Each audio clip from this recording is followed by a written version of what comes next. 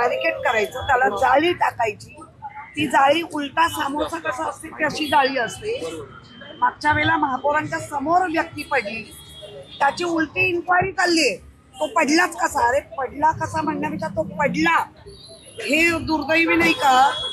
आणि ज्या पद्धतीने ह्या सगळ्या सिस्टमला गेल्या 4 वर्षात कुठलाच नगरसेवक नसल्यामुळे प्रशासन अंकुश निघून गेलाय का?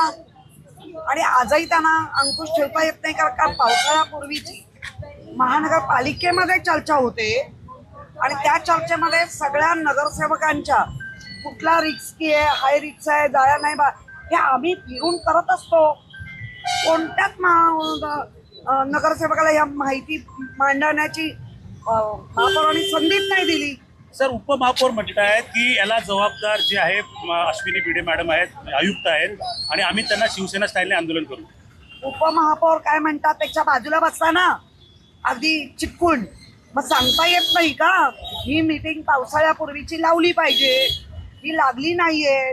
ह्याच्या आता बघा आम्हाला कळताच नाही, प्रथमदर्शी आम्ही लगेच निघून आलोय.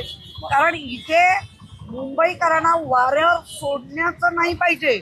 आता मुंबईकर महापौर आल्या का तुमच्या? महापौर हिंदी में बता वो कह रहे हैं कि 2 साल पहले महापौर दाखल नाही झाला, ह्याचं माझ्याशी काही देणं घेणं नाही. आमचे स्वतः विभाग प्रमुख इथे हजर आहेत. प्रथम दिवशी ते सांगतायत काय घडलंय आणि तो कॉन्ट्रॅक्टर जरासा बाजूला जातो, तो ते काय करत होते हा प्रश्न आहे. आणि याला जाळी आत्ता लावणं नाही अपेक्षित होतं.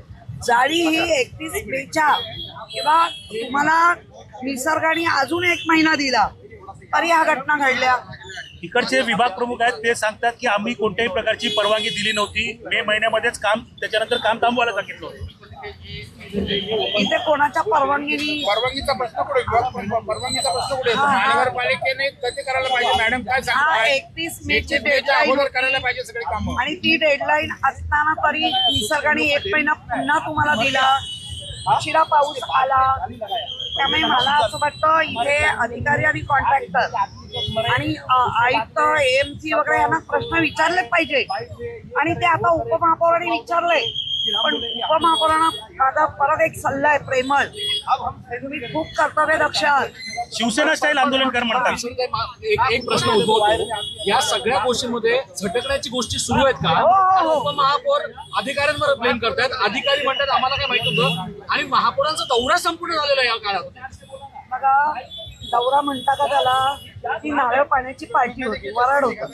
त्या वराडामध्ये तुम्हाला काय दिसलं का? तुम्ही होते तेव्हा असे प्रश्न विचारले गेले का की बाबा किती मॅन्युअल आहेत, कुठल्या वॉर्डमध्ये जाळ्या बसवण्याचं काम कम्प्लीट झालं, असे प्रश्न तुम्ही ऐकले का? तुम्ही होता, आम्ही नव्हतो. आम्ही तुमच्या माध्यमातून पाहिलं, नारळ पार्टी पाहिली, दे धक्का पाहिला, वराड पाहिलं, हे सगळं आम्ही पाहिलं.